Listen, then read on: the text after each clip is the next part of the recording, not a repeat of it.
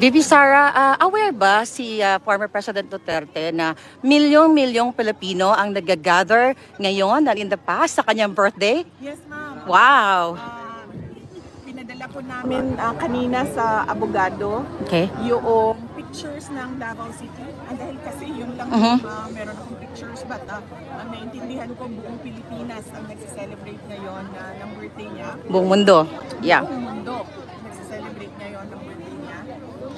Ang pinadala ko sa abogado, and sabi ng abogado, there is a system doon sa loob na ina-upload yan sa laptop ng detainee at nakikita niya doon ang mga letters, ang mga photos, ang mga videos na pinapadala ng mga family members, and I think allowed din ang mga ganun, mga footage ng supporters.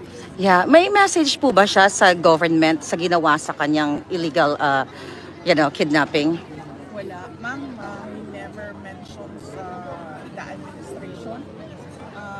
But up to the last minute, he always said and he told so everyone, that para organize po tayo, yung mga taong nandiyan, please, proceed po tayo sa loob. Para hindi po tayo magulo. Are you aware po na yung mga supporters ninyo ay ginigipit ng Congress at gustong ikulong? Yes, ma'am. Opo. Actually, may nagpadala sa akin na retired PNP personnel. Sabi niya sa akin na on the days leading to the campaign, papahirapan talaga ang mga tao na tumutulong sa inyo. Kaya sabi niya, sabihan mo yung mga kaibigan ninyo at mga supporters ninyo na kung ano man yung mga kailangan nila i-comply sa mga government offices, BIR, Bureau of Customs, DFA, lahat ng mga merong negosyo na kailangan may compliance, ay i-comply nila because ang sabi ay papahirapan, kung hindi man papahirapan ay isasara talaga ang mga business. Pero right now po yung mga vloggers or content creators talaga na sumusuporta sa inyo ay talagang tina-target sila. Yes, ma'am. Isa din yan na sa ginagawa sa mga kaibigan, mga supporters at mga kababayan natin.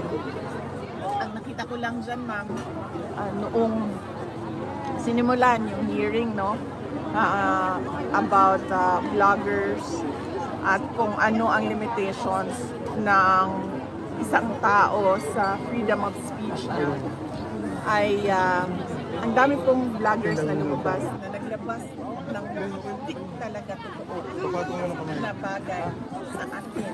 Yeah. Katulad noong basketball player.